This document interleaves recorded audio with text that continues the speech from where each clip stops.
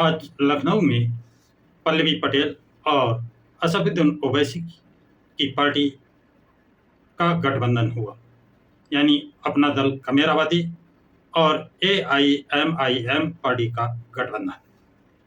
पल्लवी पटेल कौन है और इनका राजनीतिक कैरियर क्या है, इस पर पहले थोड़ा प्रकाश डालते हैं। पल्लवी पटेल सोनेलाल पटेल की लड़की हैं और सोनेलाल पटेल जो बसपा पार्टी में कवि थे और मनोहर काशीराम के बहुत करीबी थे, लेकिन जब मनोहर काशीराम इलाहाबाद आते थे तो सोनेलाल पटेल उस गाड़ी को ड्राइव करते थे। उस गाड़ी में, अपनी गाड़ी में मनोहर काशीराम को बैठाल कर चलते थे। इतना दोनों में तालमेल बताया जाता है। जब मनोहर काशीराम का और सोनेलाल पटेल का इतने घनिष्ठ संबंध थे तो इसका प्रभाव उनके परिवार पर, उनके बच्चों पर पड़ना स्वाभाविक है। कहते हैं जब महत्वाकांक्षा बहुत बढ़ जाती है, दूसरे किसी कमजोर व्यक्ति को रुपए पैसे या शारीरिक रूप से नहीं, बल्कि कमजोर का मतलब विचारधाराओं से महत्वाकांक्षा बढ़े और उसकी विचारधाराएं कमजोर हो, पैसे कितना भी हो तो इस विचारधारा, कमजोर विचारधारा का लोग फायदा उठाना चाहते हैं। यह विचारधारा सोनेलाल पटेल पर भी हावी हो गई। उनके दिलो दिमाग में ये बात घर कर गई कि मनोहर काशीराम अगर अपनी पार्टी बना सकते हैं तो हम क्यों नहीं अपनी पार्टी बना सकते हैं। ये विचार आते ही उन्होंने बसपा पार्टी और मनोहर काशीराम का साथ छोड़ा और उन्होंने अपना एक राजनीतिक दल, जिसका नाम अपना दल रखा और नई पार्टी बना ली। लेकिन सोनेलाल पटेल की आकस्मिक मृत्यु एक दुर्घटना में हुई। इसके पश्चात उनकी एक बेटी अनुप्रिया पटेल ने भारतीय जनता पार्टी का दामन थामा, जिसका विरोध सोनेलाल की पत्नी श्रीमती कृष्णा, जिन्हें राजमाता भी कहते हैं, और पल्लवी पटेल ने किया, जिसके कारण अपना दल दो गुटों में बंट गया और अनुप्रिया पटेल के पास जो अपना दल रहा उसका नाम अपना दल सोनेलाल रखा, जबकि श्रीमती कृष्णा और पल्लवी पटेल जिस दल में थी, इन्होंने अपना दल का नाम अपना दल खमेरावादी रखा। तो अपना दल सोनेलाल मतलब अनुप्रिया पटेल भारतीय जनता पार्टी से मिलकर प्रदेश और केंद्र का चुनाव लड़ा और वहां पर वो मंत्री भी बनी, सांसद बनी, प्रदेश में उनके विधायक बने। ये विचारधारा, ये चीज पल्लवी पटेल के घर मन में भी प्रवेश कर गया और इन्होंने 2022 का चुनाव अखिलेश यादव के साथ मिलकर लड़ा और शिराथू विधानसभा से चुनाव लड़ा, जहां से भारतीय जनता पार्टी के डिप्टी सीएम केशव प्रसाद मौर्य चुनाव लड़ते थे। 2022 में पल्लवी पटेल ने केशव देव मौर्य को परास्त करने में सफलता प्राप्त की, जिससे पल्लवी पटेल का कद बहुत बढ़ गया। अभी 2024 में जो तीन राज्यसभा की जगहें थी और अखिलेश यादव पीडीए, पिछड़ा, दलित और अल्पसंख्यक की बात करते थे, लेकिन जब टिकट दिए तो दो सवर्ण, एक दलित। पल्लवी पटेल ने यहाँ पर मुखर रूप से विरोध किया कि अखिलेश पीडीए का नारा देते हैं और काम इसके विपरीत करते हैं। इसमें पीडीए का जो एक उम्मीदवार है उसे वोट देंगी, दो को नहीं देंगे। कहते हैं इस पर अखिलेश यादव और पल्लवी पटेल में हाथ टाक हुई, लेकिन पल्लवी पटेल अपने निर्णय पर अडिग रही।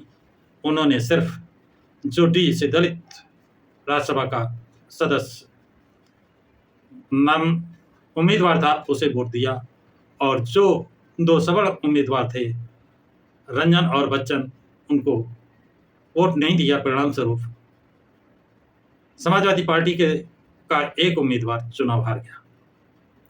इसके बाद लोकसभा चुनाव आता है, जिसमें पल्लवी पटेल ने 3 सीटों की मांग की, 3 जगह से अपने उम्मीदवार चुनाव लड़ाने की घोषणा की, उसमें मिर्ज़ापुर, फूलपुर और कौशाम्बी, लेकिन अखिलेश यादव ने कोई भी सीट देने से मना कर दिया। यहाँ तक उन्होंने स्पष्ट कर दिया कि हमारा और पल्लवी पटेल का जो समझौता था 2022 का था, 2024 का नहीं। ऐसी स्थिति में पल्लवी पटेल अकेले पड़ी और उन्होंने दाएं बाएं देखा और ओवैसी से वार्ता हुई। AIMIM पार्टी से आज 31 मार्च 2024 को लखनऊ में उन्होंने गठबंधन की घोषणा कर दी। अब ये अपना दल कमेरावादी और AIM पार्टी का जो गठबंधन हुआ है, इससे सबसे ज़्यादा नुकसान किसको, फिर दूसरे नंबर पर नुकसान किसको, तीसरे नंबर पर नुकसान किसको, इससे फायदा किसको होगा, इस पर भी विचार कर लेते हैं। कहते हैं कि इस गठबंधन का सबसे बड़ा नुकसान यदि किसी को होगा तो वो समाजवादी पार्टी का होगा।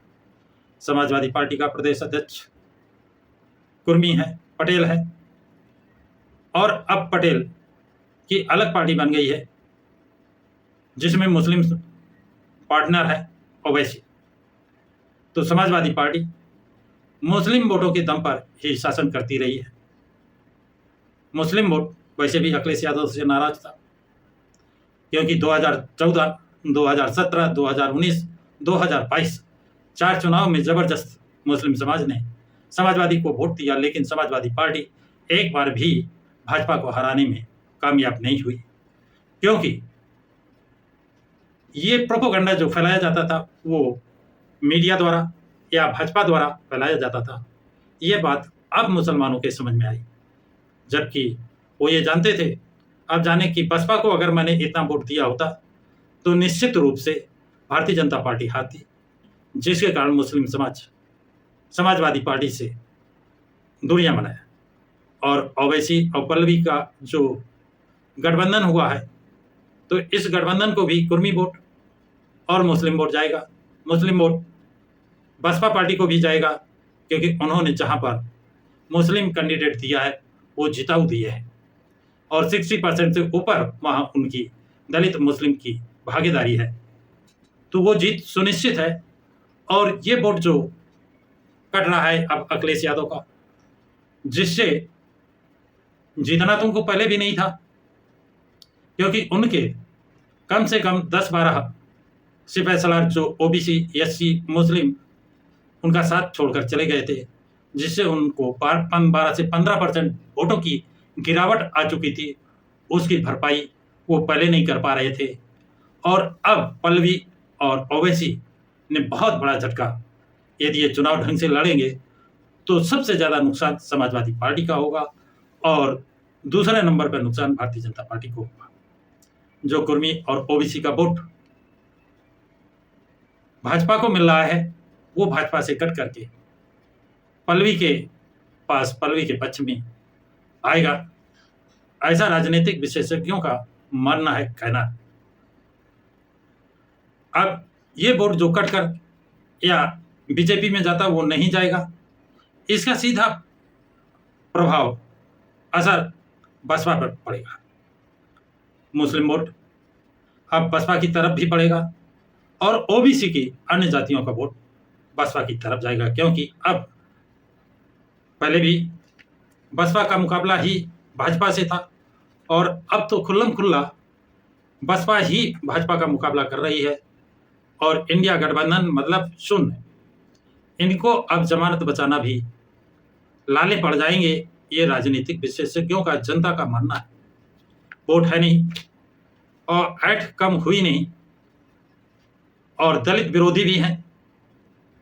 2012 में प्रमोशन का आरक्षण इन्होंने पढ़वाया, दलितों के नाम, दलित महापुरुषों के नाम, OBC महापुरुषों के नाम जो बसपा सुप्रीमो ने जिले बनाए थे, उनके नाम बदलने का काम अगर किसी ने किया तो अखिलेश यादव ने किया।